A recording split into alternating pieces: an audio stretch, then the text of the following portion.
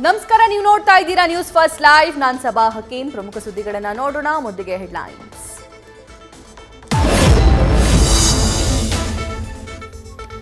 ಇವತ್ತಿನಿಂದ ಬೆಳಗಾವಿ ಚಳಿಗಾಲದ ಅಧಿವೇಶನ. ಸರ್ಕಾರ ವಿಪಕ್ಷಗಳ ರಣರಂಗಕ್ಕೆ ಸಾಕ್ಷಿಯಾಗಲಿರೋ ಕಲಾಪ. ಎರಡೂ ಕಡೆಗಳಲ್ಲೂ ಅಸ್ತ್ರ ಪ್ರತ್ಯಾಸ್ತ್ರಗಳ ಸರ್ವ ಸನ್ನದ್ಧ. ಅಧಿವೇಶನ ಆರಂಭದಲ್ಲೇ ವಿಪಕ್ಷ ನಾಯಕರಿಗೆ ಟೆನ್ಷನ್. ಬಿಜೆಪಿಯ ಭಿನ್ನ ನಾಯಕರ ಬಗ್ಗೆ ತಲೆ ಕೆಡಿಸಿಕೊಂಡ ಅಶೋಕ್. ಅಧಿವೇಶನದಲ್ಲೂ ಪಕ್ಷಕ್ಕೆ ಡ್ಯಾಮೇಜ್ ಮಾಡೋ ಆತಂಕ.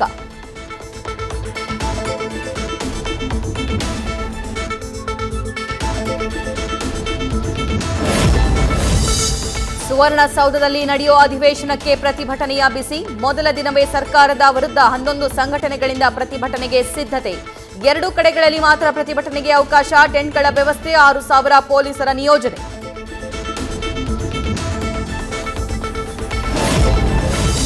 ದರ್ಶನ್ ಅಂಡ್ ಗ್ಯಾಂಗ್ ವಿರುದ್ಧ ರೇಣುಕಾಸ್ವಾಮಿ ಕೊಲೆ ಪ್ರಕರಣ. ಮಧ್ಯಂತರ ಜಾಮೀನು ವಿಸ್ತರಣೆ ಮಾಡುತ್ತಾ ಹೈಕೋರ್ಟ್. ಇವತ್ತು ಪ್ರತಿವಾದ ಮಂಡಿಸಲಿರುವ ಎಸ್ಪಿ ಪ್ರಸನ್ನಕುಮಾರ್.